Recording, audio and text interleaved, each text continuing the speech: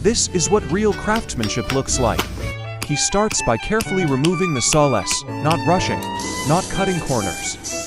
Every stitch, every move, done with purpose. This isn't just to repair, it's restoring life to something worn, and making it stronger than before.